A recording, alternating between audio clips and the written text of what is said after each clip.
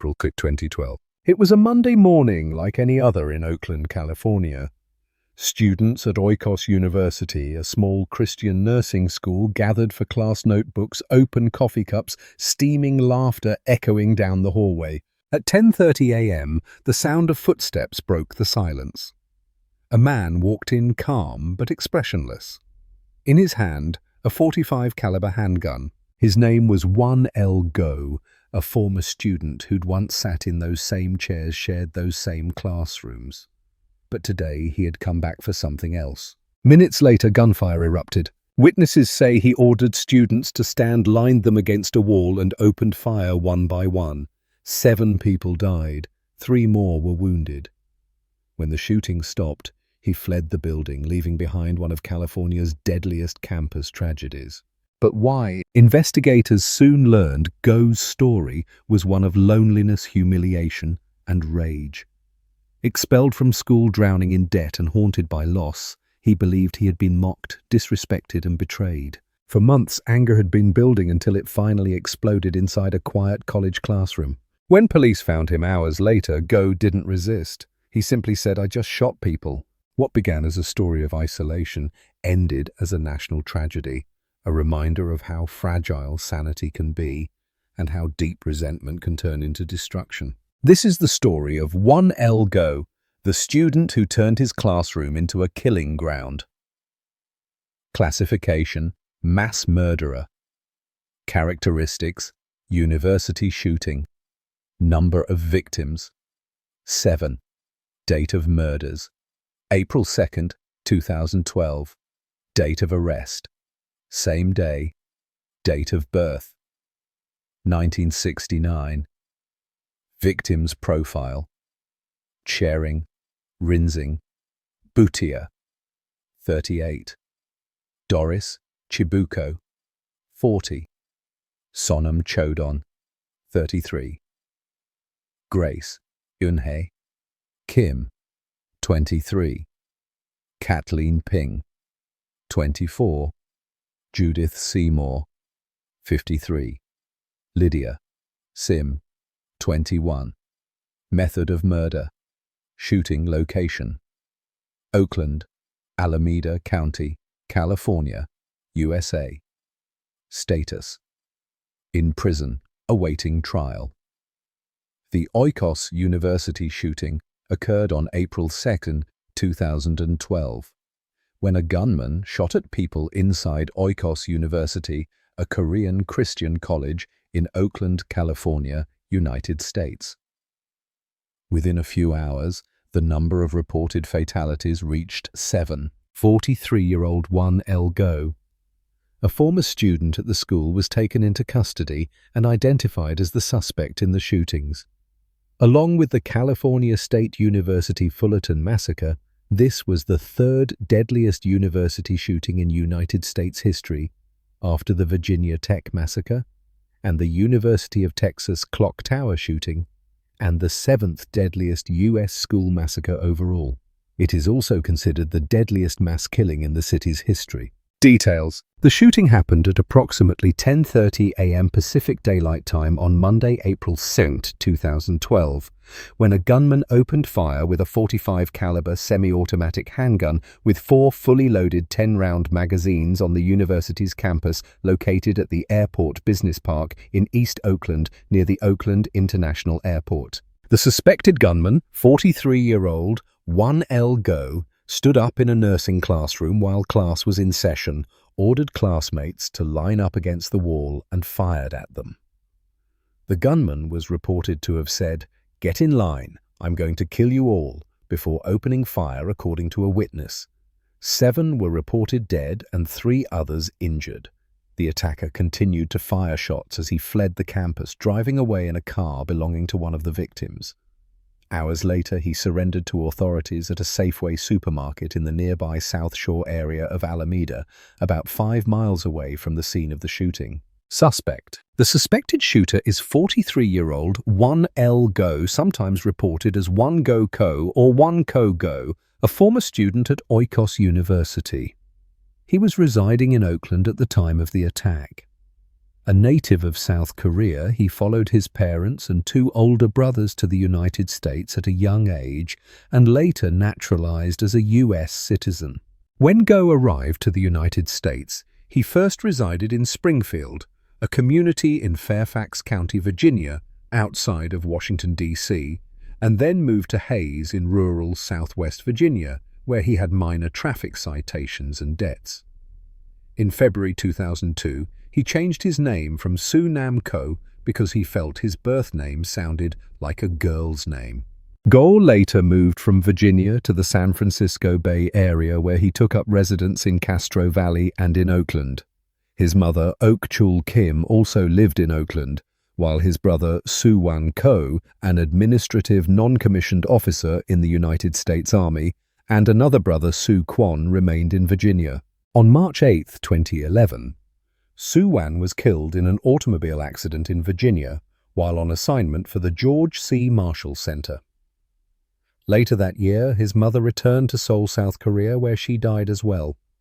While a student at Oikos University, Go had disciplinary problems and was asked to leave the school a few months prior to the shooting. Howard Jordan, the chief of the Oakland Police Department, said that Go was angry at the administration after being expelled from the university, as well as having his request for a prorated tuition fee reversal on his $6,000 payment denied by Ellen Serverlin, one of the school's administrators. School officials later said he had not been expelled.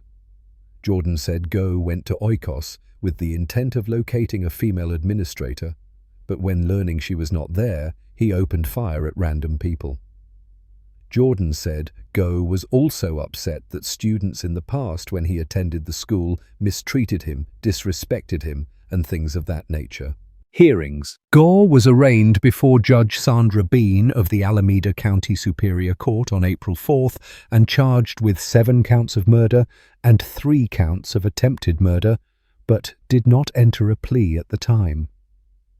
In interviews, Go apologized for the shooting, stating that he did not remember many parts of the day in question and that it was difficult for him to speak about it.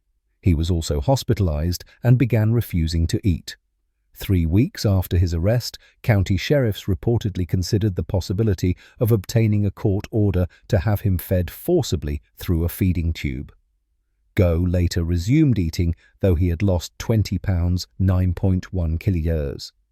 On April 30th, he appeared before Judge Bean again and entered a not guilty plea through his public defender David Klaus. If convicted, Go would be eligible for the death penalty under California law due to enhanced penalties for special circumstances, which could apply to his case, including the commission of multiple murders and the commission of murder during a carjacking.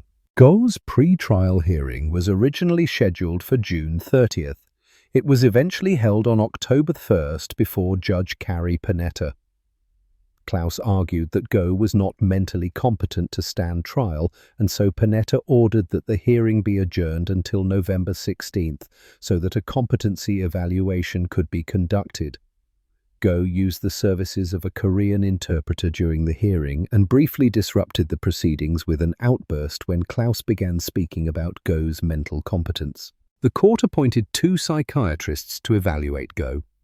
The hearing resumed on November 19th to discuss the report of the first psychiatrist, which was completed on schedule. According to Klaus's statements, that report concluded that Go had suffered from paranoid schizophrenia for up to a decade and a half, and that he lacked the ability to cooperate with his public defender due to his incomprehension of the criminal justice system. The report of the second psychiatrist was not yet complete by that time, so proceedings were again suspended until January 7, 2013. Go refused medication while in jail. The second psychiatrist's report presented at the January 7, 2013 hearing also concluded that Go suffered from paranoid schizophrenia. On that basis, Panetta ruled that Go was unfit to stand trial and ordered that he be confined to a mental institution for treatment with further competency reviews to be held every 90 days. An additional hearing was scheduled for January 28, 2013. Alameda County District Attorney Nancy O'Malley has not yet concluded whether she will seek the death penalty for Go if and when he goes to trial. Victims: 7 people were killed and 3 were injured. Killed: Shering Rinzing Bhutia, 38, Doris Chibuko, 40, Sonam Chodon, 33, Grace Aunhei Kim, 23, Kathleen Ping, 24, Judith Seymour, 53, Lydia Sim, 21. Wounded: Dewinder Kaur, 19, Grace Kirika, 43, Ahmad Javeed Saeed, 36, September 17th, 2014. The nursing students were quietly taking a test at Oikos University in Oakland when a rear door swung open and a former classmate burst through, one arm clamped around the school's receptionist, the other clutching a pistol. "Everybody to the front of the class," ordered the gunman one go. Nobody moved. "You guys think I'm for joking?" Go shouted. It was April 2nd, 2012, and one of the Bay Area's worst mass shootings had begun. Now, a 372-page transcript of witness testimony to a grand jury obtained by the Chronicle offers frightening details about the massacre in which Go apparently targeted a school director he was angry at, but who no longer worked there. Within moments of interrupting the nursing test, Go fired his .45 caliber handgun, fatally wounding the 24-year-old receptionist Kathleen Ping, despite having promised not to hurt her if she stayed silent. And he kept firing with the gun he had legally purchased months before, killing 7 people in all and devastating the small Christian school that sits across Interstate 880 from the Coliseum complex in Oakland. The grand jury met in secret last month and heard from 14 witnesses over 2 days before indicting Go, who has confessed to the killings on a raft of charges including 7 counts of murder. But it remains unclear whether the case suspended since January 2013 will ever go to trial. Go, 45, is at Napa State Hospital being treated for paranoid schizophrenia, with his lawyer saying he saw faces in mirrors and experienced delusions regarding the battle between God and Satan and his role in that battle. Whatever Go's motivation, the grand jury transcript paints a picture of a burst of violence that unfolded within 5 chaotic minutes. Spray of bullets. The rampage happened in a nondescript office building on Edgewater Drive that housed the non-profit college, which had about 24 employees and 150 students, many of them immigrants, studying nursing theology and Asian medicine. Go, who had dropped out the previous fall, took a BART train and an AC transit bus to Oikos, where surveillance cameras captured him walking toward the campus at 10:27 a.m. Police officers told the grand jury. Among the 12 nursing students who were taking a test was Grace Kirika, 46. She testified that Go, dressed in a baseball cap, a blue jacket and khaki pants, entered the classroom through a back door with Ping, an immigrant from the Philippines who had a 4-year-old son. Her face was white and she was shaking, classmates recalled. According to police, Go had told his hostage not to scream, telling her that he didn't want to kill her. But he shot her anyway as he launched a barrage of gunfire. "He just shot her and everybody started running," Kirika said. Ping staggered back to her office and called 911. Kirika, who was struck in one of her fingers and in her back, would survive gunshot wounds along with classmates Dewinder Kaur and Ahmed Saeed. But Kirika recalled that others, including 40-year-old Doris Chibuko, a native of Nigeria and mother of 3 whom she had pushed out of the room, weren't as lucky. Other students scrambled out of the building. Some called 911, reaching dispatchers who were just a few blocks away on Edgewater Drive. The first calls came in at 10:33 a.m. with reports of shots fired and people wounded. Gunshots. Shots coming in from outside the building. People are running out screaming. Dispatcher Jean Panel testified, referring to a call she took over 911. Rushed to help victims. Oakland police officer Richard Niven told the grand jury that he found Chibuko lying face down in a pool of blood. He checked her vital signs, found none, and rolled her over. "I heard her gasp," Niven said. The officer said he gave her chest compressions for 10 minutes to no avail. Niven said he helped escort 3 women out of the university. One of them was more visibly scared and shaken than I've ever seen before, and collapsed in his arms, telling him, "He's shooting, he's reloading, and he's shooting." Desks were flipped over while backpacks and cell phones were left behind. One wall had a big oval impression in the sheetrock as if someone had fallen into it. Other officers brought out more victims, many who were found cowering in classrooms. Those who couldn't be saved were placed in the median of Edgewater Drive, a makeshift morgue. Sergeant Michael Riley, the department's most senior member of the SWAT team, testified that as officers searched room by room, they heard a very faint, almost moaning or calling out basically for help from Ping. She had been shot in the stomach. Riley directed 2 Oakland schools officers who had arrived to get Ping out of the building. They put her in an office chair and wheeled her outside, Riley said. She was later pronounced dead at a hospital. Also slain were Lydia Sim, 21, Grace Kim, 23, Judith Seymour, 53, Sonam Chadan, 33, and 38-year-old Sharing Bhutia. Killer's shame cited, Gore left the school at 10:32 a.m., stealing Bhutia's Honda. He drove 5 miles to the South Shore Shopping Center in Alameda, where he gave himself up in a Safeway after calling his father, who told him to surrender to police. Before Oakland investigators Robert Trevino and Steve Bang read him his Miranda rights, Go blurted out, "I think I killed 4 people," Trevino testified.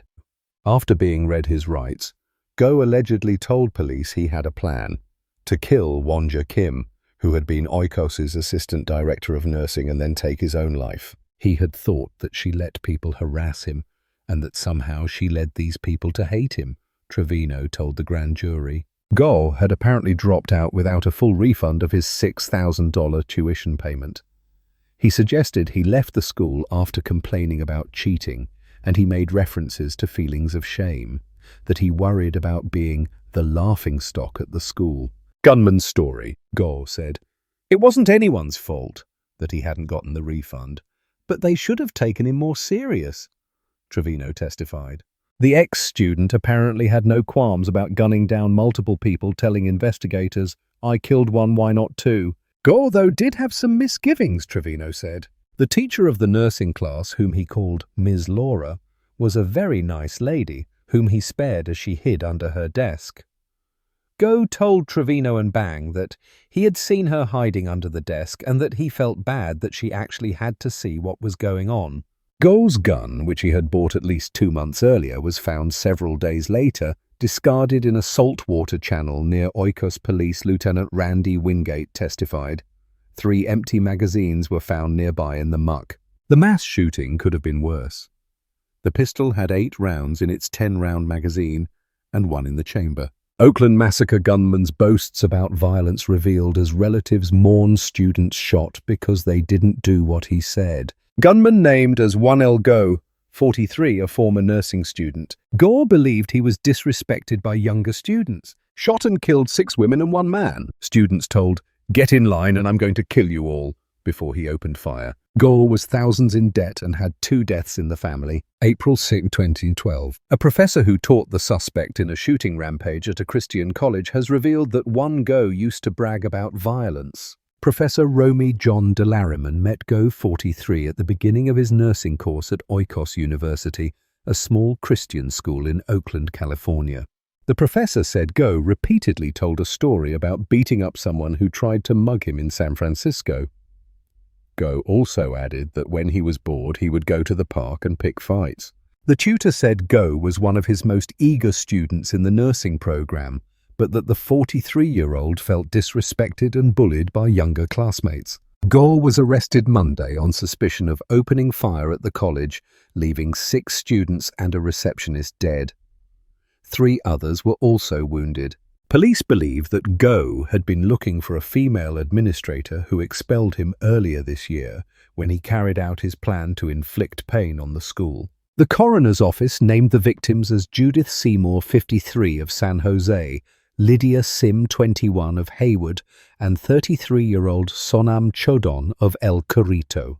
Grace Kim, 23, of Union City, Doris Chibuko, 40, of San Leandro, and male victim Sharing Bhutia, 38, of San Francisco, also died. The school's receptionist, Kathleen Ping, 24, of Oakland, was also shot and killed, her family said. She leaves behind her 4-year-old son, Kaiser. Her father told the New York Daily News, "We have a very close family and she loved the family so much. She was the heart of the family, she really was," he said. "She was a great mom and a great daughter and a great sister. She was all three in one." Go allegedly arrived at the school on Monday morning with a .45 caliber handgun looking for the administrator. When he discovered that she was not in the building, he went into an acupuncture class and forced the students to stand up. He told them, "Get in line and I'm going to kill you all." According to authorities, Go opened fire when people would not listen to his instructions. Not everyone was cooperative, and that's when he began shooting, said Oakland Police Chief Howard Jordan. Police said that none of the victims were the ones who teased Go. "He was upset that students in the past when he attended the school mistreated him," Howard said. "They disrespected him, laughed at him. They made fun of his lack of English speaking skills. It made him feel isolated compared to the other students. He was having, we believe, some behavioral problems at the school and was asked to leave several months ago." The suspect sprayed bullets randomly at his classmates before he went through the entire building systematically shooting people. "Shots were fired throughout the building," the police chief added. Police have said that while Go surrendered and has been cooperative, he hasn't been particularly remorseful. He was charged with 7 counts of murder, 3 counts of attempted murder, carjacking and kidnapping. The kidnapping charge is because he brought the secretary from the reception area into the classroom where he shot her, and the carjacking stems from his decision to take the male victim's car and flee the scene. The male victim was named as Charing Rinzing Bhutia, an immigrant from the Himalayas who studied nursing and worked part-time as a janitor. The younger brother of victim, Lydia Sim, said that she was a caring and independent girl who hoped to become a pediatrician. Miss Sim, who was born in San Francisco, had only had 1 year left of nursing school before graduation. "In the end, I know she's in a better place," her brother Daniel told the local Hayward Patch. "It's hard to believe she's gone. In the end, God has a plan and he needed her to come to him early. She was such a loving person. She didn't deserve to go like that. She didn't deserve to die," Mr. Sim added. Sonam Chodon, 33, was confirmed dead by an announcement from the Tibetan Association of Northern California. Though the name of the female administrator who was his specific target is unknown, new details about Go's home life painted a troubling picture. The death of his mother and brother, along with his expulsion from school and mounting debt, were seen by police as some of the possible motives behind Go's decision to kill. Police said the Korean-American suspect fired indiscriminately in a morning acupuncture class at the small private college in Oakland, which provides fellow Koreans with Christian-based training in theology, music, nursing, and Asian medicine. "We've learned that the suspect was upset with the administration at the school," Mr. Jordan told Good Morning America.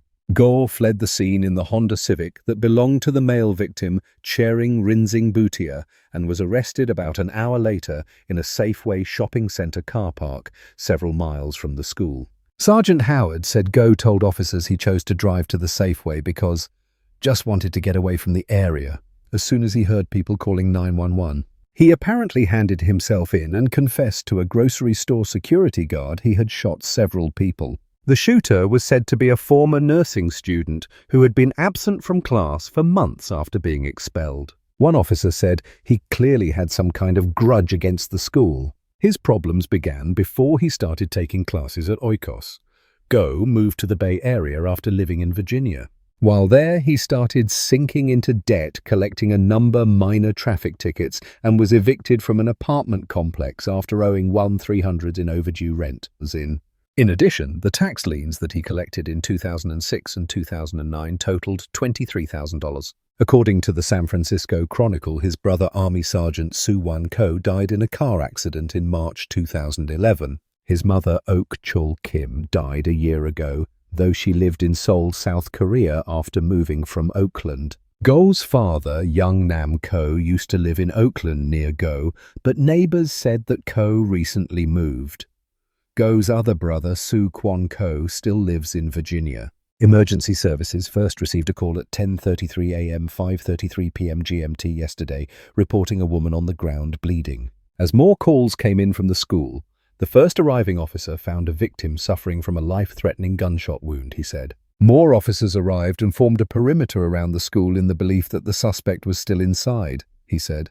SWAT teams surrounded the building, smashing glass with sledgehammers before rushing inside to find the gunman had fled. Paul Singh, whose sister was one of 3 students wounded, said the gunman threatened he was going to kill everyone in the class.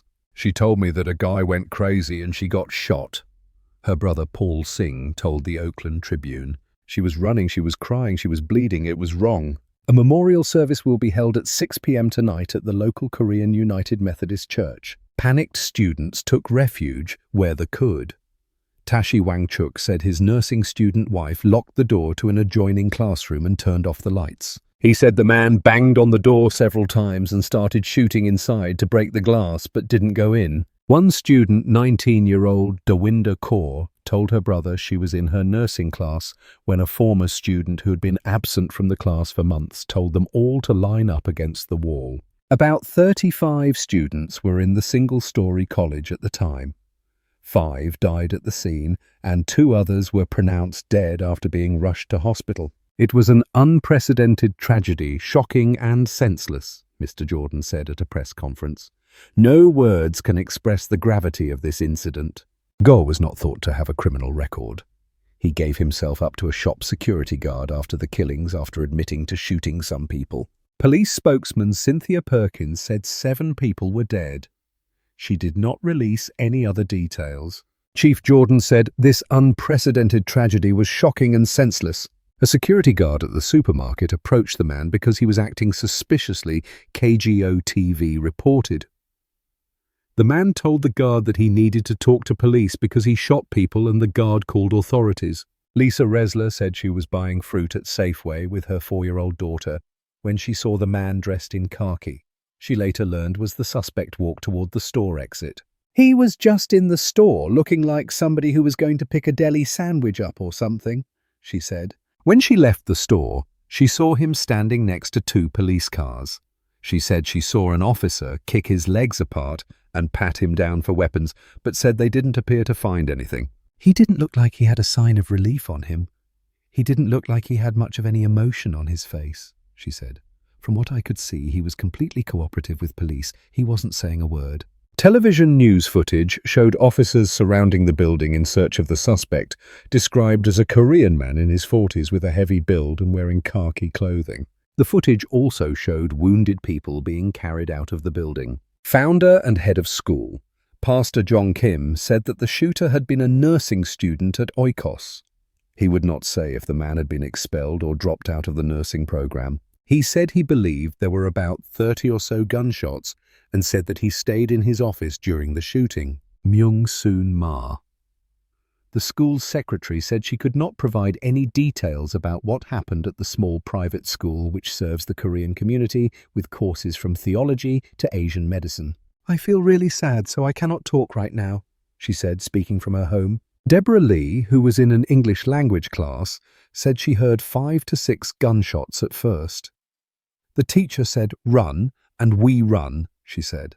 "I was okay because I know God protects me. I'm not afraid of him." Another bystander saw a woman running away from the scene. "One of the people who was inside the building, she was saying there is a crazy guy inside," witness Brian Snow told KGO-TV. "She did say someone got shot in the chest right next to her before she got taken off in an ambulance." One man heard the shootings and saw one of the victims running from the scene. "I just heard more gunshots.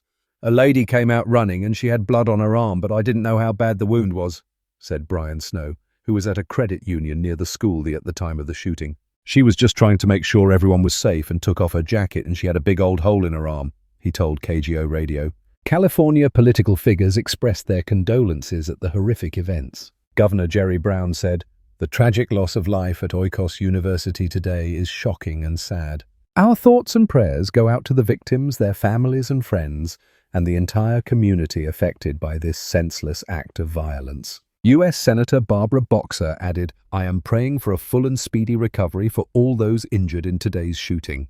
And Jong-Kwan Mayor of Oakland called the killing a terrible tragedy, but praised police for their response to the incident. The Oakland shooting came just over a month after a student in Ohio opened fire in his high school cafeteria, killing 3 students and wounding 2 others. Prosecutors said they do not know why the alleged gunman, 17-year-old TJ Lane, opened fire, but they have ruled out bullying or a drugs motive.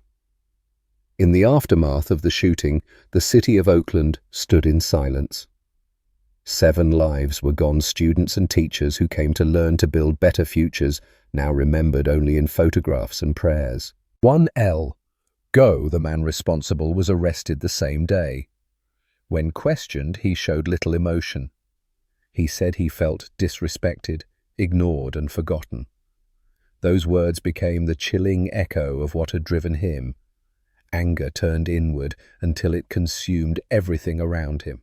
As his trial unfolded, it became clear that this was not just a story of revenge, but one of mental illness, isolation, and despair.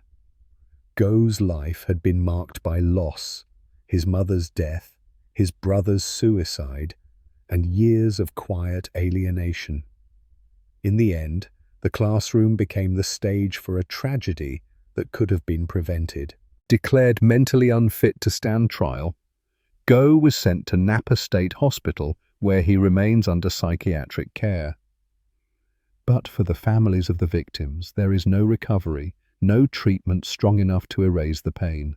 The Oikos University shooting became a symbol of how overlooked mental health cultural barriers and silence can collide with deadly consequences. The names of those who died: Doris Grace Sonam, Lydia Charing, Judith and Kathleen, remind us that behind every headline are lives full of dreams, families and love. This is the story of 1L Go, a man who carried anger into a place of peace and a tragedy that asks a painful question.